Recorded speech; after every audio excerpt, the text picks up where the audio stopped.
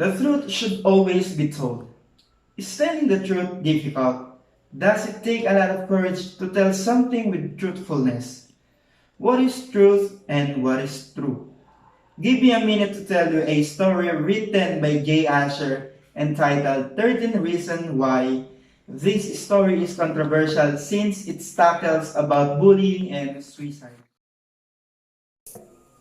It started with 17-year-old Hannah Baker who committed suicide by slitting her arms. Her school locker becomes a memorial adorned with students' letters and her pictures. Before Hannah died, she left 7 audio cassette tapes that contains a recording on each of them. On each side of them, Hannah explained the 13 reasons why she chose to end her life.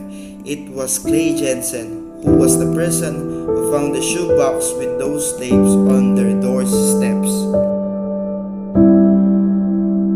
On the first tape, Hannah says that she holds each of them responsible in some way for her death, and the tapes explain why. After listening to the tapes, they must pass it to the next person on the list, and if they fail, a copy of it will be released to the public. The tapes had also mapped that listeners are intended to truly follow as they hear her out story. How possible for a dead person to drive them in that situation? How about you?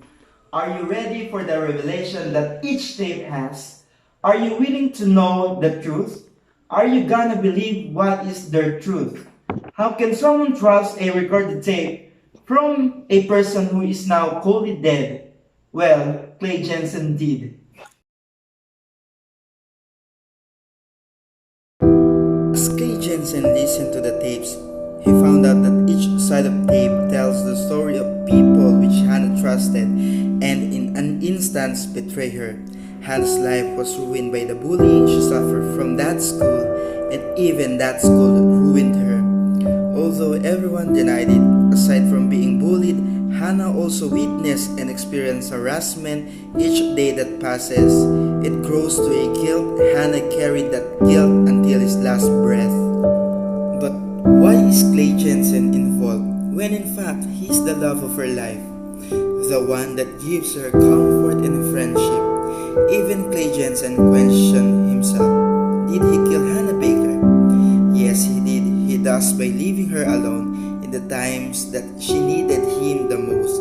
He left her on the times that the guilt ingested her whole. Out of all those stories that Clay Jensen had listened to, I was amazed how really trusted those words coming from the tapes that Hannah Baker made, who is totally dead. Those words, the truth of Hannah, the truth that makes Clay Jensen believe that Hannah Baker is perfect, the truth that closes his ears to listen for the truth of others who are involved, the truth that blinded him. If you would think of it, truth is somehow uncertain. Truth makes us believe what we wanted to. Truth drives us to accept and commit, and that is what Kierkegaard is conveying, the leap of faith. Most people are subjected toward themselves and objective toward others. Frightfully objective sometimes, but the task is precisely to be objective toward oneself and subjective toward others. That is what Clay Jensen did. He becomes subjective with the tape since it values a lot to him. It is not just simple tape, but memories of love of his life, the truth of his Hannah, the truth that he believed.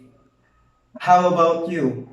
What is the truth you're believing in?